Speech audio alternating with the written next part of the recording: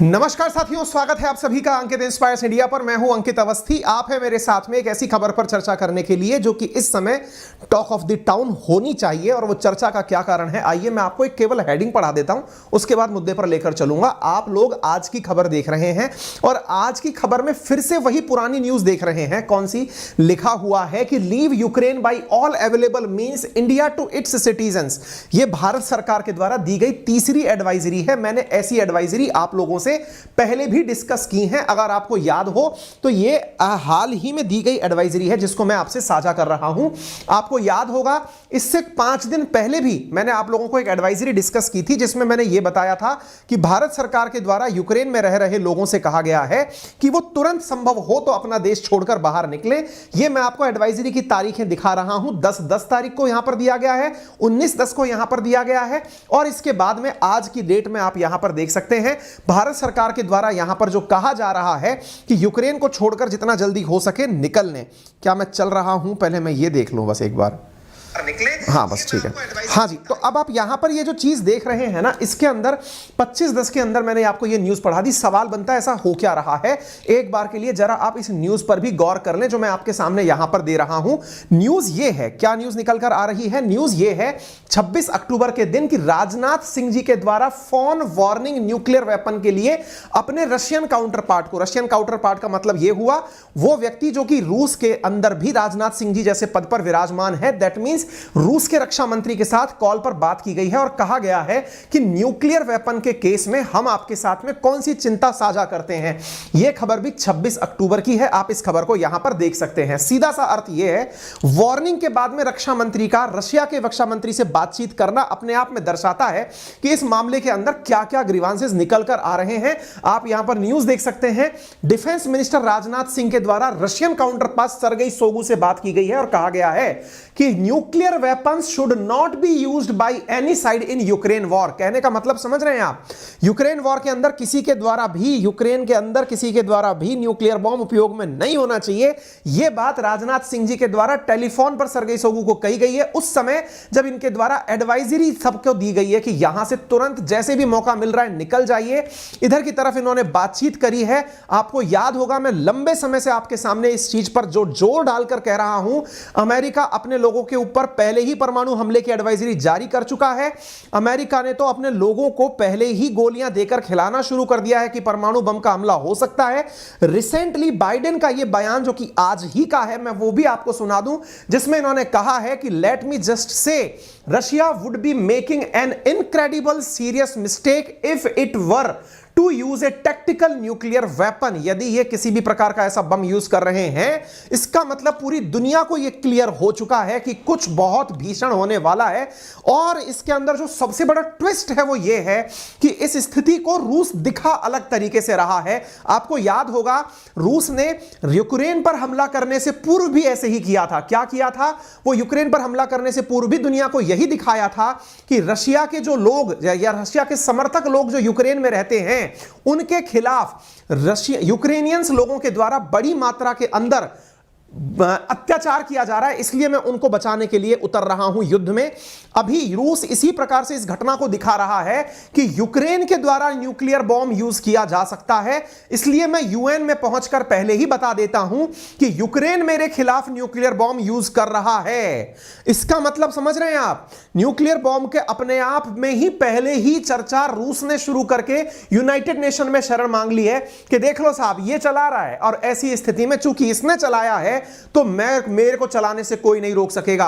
अब बड़ा सवाल यह बन रहा है कि यह है क्या कहानी? उस बॉम्ब को डर्टी बॉम्ब नाम दिया जा रहा है, कोई न्यूक्लियर बॉम्ब नहीं कह रहा है, तो यह आफ्टर ऑल डर्टी बॉम्ब है क्या? मैं सारी बातें बताऊंगा। आप यहां पर न्यूज की हेडिंग देख सकते हैं, रशिया का dirty bomb claim to be discussed by UN security council.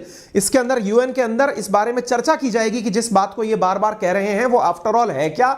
Russia Ukraine live news, Moscow raise dirty bomb claim at UN. आप यहां पर देख सकते हैं। क्या है ये डर्टी बॉम्ब, आज के सेशन में मैं आपको बताऊंगा, लेकिन इससे पहले आप ये चीज जान लीजिए कि इस बात के पीछे की सुगबुगाहट शुरू कहां से हुई। आपको याद होगा रशिया के द्वारा यूक्रेन के एक बहुत बड़े हिस्से के ऊपर जब 15% हिस्से के ऊपर कब्जा कर लिया गया, उस हिस्से के ऊपर कब्जा करने के बाद में उस पर्टिकुलर क्षेत्र में रशिया के द्वारा लोगों से कहा गया है कि आप अपने अपने क्षेत्रों को छोड़कर निकल जाइए। यानी आप ऐसे समझिए कि यूक्रेन का जो हिस्सा रशिया ने अपने अंडर में ले लिया, अब वहां के बैठे हुए लोगों से पहले ही कह रहा है कि जो भी लोग रशिया हितैषी हैं वो यहां से निकल लो। अब ऐसी बातें रशियन अल्टीमेटली अपने लोगों से कह क्यों रहे हैं? अब तो उन क्षेत्रों को उन्होंने अपने कब्जे में ले लिया है, ऐसा क्यों कह रहे हो?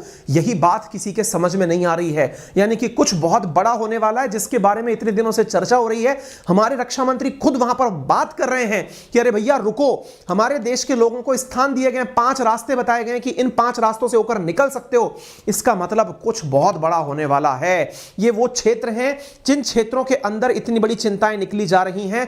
रशिया सब जगह कहता फिर रहा है कि यूक्रेन डर्टी बॉम्ब छोड़ेगा। ये डर्टी बॉम्ब आफ्टर ऑल है क्या, मैं आपके आज के सेशन में बताऊंगा। लेकिन उससे पहले आप सबके लिए एक काम की बात भी मैं आपसे साझा कर लेता हूं। काम की बात क्या है साथियों? यदि आप चाहते हैं जॉब, एक ऐसी जॉब जिसके लिए आपको टेस्ट देना हो, वो भी फ्री ऑफ कॉस्ट, टेस्ट के लिए आपको लिंक दिया जाए, वो भी कमेंट बॉक्स में डाल दिया गया है और डिस्क्रिप्शन में डाल दिया गया है। यह जॉब देने का प्लेटफॉर्म है रीलेवल बाय अनअकैडमी। आप यहां जाएं, अपने आप को टेस्ट के लिए अप्लाई करें। फ्री ऑफ कॉस्ट एक टेस्ट है जिसमें 1000 नंबर के सवाल पूछे जाते हैं। यदि आप यहां पर 500 से ज्यादा नंबर ले आते हैं तो आपको 15 दिन में मिलती है जॉब। कहां मिलती है? 800 से ज्यादा स्टार्टअप्स में, जिसमें बेहतरीन इंडिया के नॉन स्टार्टअप्स शामिल हैं। आप वहां पर बेहतरीन जॉब प्राप्त कर सकते हैं। सर यदि मैं 15 दिन में जॉब प्राप्त कर गया तब तो बहुत अच्छी बात है। इन केस मैं 500 से ज्यादा नंबर नहीं ला पाया तो क्या होगा? घबराने की आवश्यकता नहीं है। क्यों? क्योंकि यह प्लेटफॉर्म आपको उस 15 दिन के अंदर जॉब के लिए आवश्यक जो मार्क्स हैं वहां तक पहुंचाने के लिए कोर्सेज भी अवेलेबल कराता है। और इन कोर्सेज को अवेलेबल करा के जिस प्रकार से शुभम आहूजा 564 नंबर ला करके आज बहुत ही अल्टीमेट पैकेज पर काम कर रहे हैं, आप भी ऐसी जगह पर पहुंच सकते हैं। क्यों? क्योंकि इन कोर्सेज में एक बहुत बेहतरीन चीज है, और वो बेहतरीन चीज क्या है? ये कोर्सेज जो है ना, ये 14 डेज सेटिस्फैक्शन प्रोग्राम के अंदर आते हैं। दैट मींस यदि आपको प्रोडक्ट पसंद नहीं आया तो 14 दिन के अंदर आपका फीस रिफंड हो जाता है। नंबर दूसरा, आप यहां पर कोर्सेज को ऑनलाइन पढ़ सकते हैं, मोबाइल में पढ़ सकते हैं। उन कोर्सेज की प्रॉपर तरीके से लाइब्रेरी बना सकते हैं अपने पास में। और अगर फिर भी आपको समझ में नहीं आता कि ये कोर्स मेरे लिए सही है या नहीं है, आप उन कोर्सेज को रिटर्न कर सकते हैं, कोई आपसे सवाल नहीं पूछेगा। इसका मतलब यह हुआ कि आपके पास बेहतरीन कंटेंट, बेहतरीन लाइव क्लासेस, पूरी तरह से मोबाइल फ्रेंडली एप्लीकेशन, और उसके बावजूद भी अगर आपको नहीं लगता कि मेरे लिए नहीं है तो कोई बात नहीं, आप रिफंड ले जाइए, क्योंकि जॉब अल्टीमेटली आपको दी जानी है। जो शुभम आहूजा का मैं उदाहरण ले रहा हूं, इन्होंने रीलेवल के थ्रू 42 लाख रुपए का डिजिटल मार्केटिंग के अंदर जॉब प्राप्त किया है। अर्थात ऐसे बहुत सारे लोग हैं मार्केट में अवेलेबल जिन्होंने इस प्लेटफॉर्म के through different type of jobs प्राप्त की हैं। आप भी उनमें से एक हो सकते हैं। चलिए, अच्छी बात होने के बाद अब करते हैं थोड़ी गंदी बात। गंदी बात किस चीज की? डर्टी बॉम्ब की। सवाल है अल्टीमेटली ये डर्टी बॉम्ब क्या है जिससे दुनिया डर रही है? क्या है जिसको लेकर के रशिया पहुंच रहा है यूनाइटेड नेशन? मैं आपको बताने का प्रयास करता हूं। सवाल बड़ा ये है, क्या ये न्यूक्लियर बॉम्ब है क्या? क्या ये न्यूक्लियर बॉम्ब है क्या जिसको हम लोग कंफ्यूज कर रहे हैं? क्या ये न्यूक्लियर बॉम्ब है क्या? साथियों, आंसर इसका बड़ा ही अनोखा है। असल में इसको कोई ये नहीं कहता कि ये न्यूक्लियर बॉम्ब है, लेकिन कोई ये भी नहीं कहता कि ये न्यूक्लियर बॉम्ब से कम है। अब आप पूछना चाहेंगे ऐसा है क्या सर इसके अंदर? मैं आपको बता दूं साथियों, असल में होता यह है कि ये प्रक्रिया में जिन पदार्थों का उपयोग लेता है वो रेडियो एक्टिव ही हैं। रेडियो एक्टिव पदार्थ क्या होते हैं? वो पदार्थ जब फटते हैं तो अपने में से विकिरणें निकालते हैं। विकिरणें 3 प्रकार की होती हैं, अल्फा, बीटा, गामा, जो कि न्यूक्लियर रेडिएशंस के रूप में बाहर आती हैं। वो रेडिएशंस जहां तक भी फैलेंगी वहां तक नुकसान पहुंचाती हैं। लेकिन इसको बनाने के लिए यूरेनियम का नहीं, कोबाल्ट का यूज किया जाता है। कोबाल्ट जो कि कई बार हॉस्पिटल्स के अंदर कैंसर थेरेपी के अंदर यूज किया जाता है। कोबाल्ट जिसका कि रेडिएशन के अंदर, शरीर के अंदर यूज किया जाता है, ये वहां से एक्सट्रैक्ट करके बनाया जाता है। इंटरेस्टिंग बात यह है कि इस बॉम्ब को बनाने के लिए कोई बहुत बड़ी टेक्नोलॉजी नहीं चाहिए। मार्केट में जितने भी प्रकार के न्यूक्लियर अवेलेबल पदार्थ हैं या रेडियो एक्टिव विकिरण उत्सर्जित करने वाले पदार्थ हैं, उनसे बनाया जाने वाला बॉम्ब है। यानी कि ये ऐसी घटना है जिसको यूरेनियम से बनाया भी नहीं जा रहा। देखिए मार्केट में उपलब्ध जितने भी प्रकार के बम हैं उसमें यूरेनियम 235 से बना हुआ जो बम है उसकी वैल्यू सबसे ऊपर है। माना जाता है कि न्यूक्लियर बम कहां ही उसे जाएगा जो यूरेनियम 235 से बनकर आएगा या फिर जो हाइड्रोजन बम से बनकर आएगा, यानी कि हाइड्रोजन गैस से बनकर आएगा। इनकी विभीषिका बहुत व्यापक होती है, लेकिन अगर कोई रेडियो एक्टिव पदार्थ उनकी जगह दूसरा यूज कर लिया जाए तो इस बम को डर्टी बम कहा जा रहा है। डर्टी बम के अंदर क्या होता है, तो इसमें एक्सप्लोजिव्स होते हैं, जैसे कि डायनामाइट डला हुआ है जो कि हर बम के अंदर जरूरी है।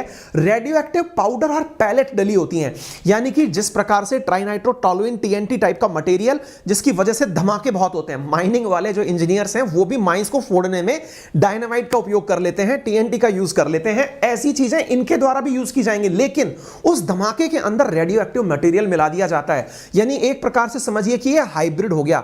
ये ऐसी गाड़ी हो गई जिसे एसयूवी भी ना कहा जाए ना सेडान कहा जाए, ये बीच का सा हो गया। ये है डर्टी बॉम्ब। इस वजह से इसे रेडियोलॉजिकल डिस्पर्सल डिवाइस भी, आरडीडी भी कहा जाता है। डर्टी बॉम्ब को मतलब एटॉमिक ब्लास्ट की श्रेणी में तो नहीं रखा जाता कि क्या ये एटॉमिक ब्लास्ट करेगा, लेकिन इसकी वजह से रेडियो एक्टिव मटेरियल, यूरेनियम जैसी जो चीजें हैं ना, वो चारों तरफ फैलना शुरू हो जाती हैं। ये इसकी सबसे बड़ी बात है जिसकी वजह से समझ में आनी आपको बहुत ज्यादा जरूरी है। अच्छा, इसके वजह से कितना नुकसान हो सकता है, देखो समझो इस बात को ध्यान से।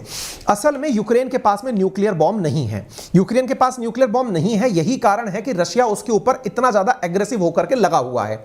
जब उसके पास न्यूक्लियर बॉम्ब नहीं है तो फिर बड़ा सवाल यह बनता है, फिर न्यूक्लियर बॉम्ब नहीं है तो उसके ऊपर न्यूक्लियर बॉम्ब यूज करने की जरूरत कहां है।